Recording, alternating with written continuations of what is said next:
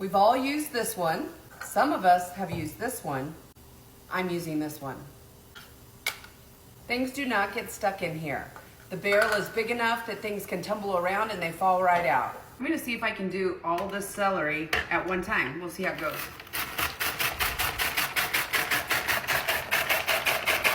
I think it worked pretty good. We're gonna crinkle cut some potatoes. Look at that, you can make potato chips.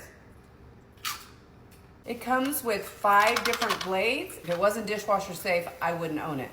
This lever right here locks it onto the countertop. Once you lock it on, it's not moving. The handle just screws on here, super simple. Easy to take the blade you don't want out and put the one you do want in. I'm gonna try a cucumber. We're gonna make Philly cheesesteaks later, so we're gonna slice up all the stuff that we need for that.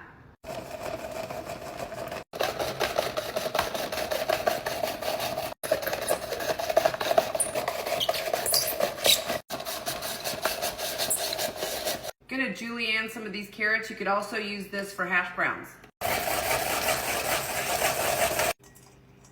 thing that frustrated me about my old grater is cheese would get clogged up in here, and that does not happen with this grater.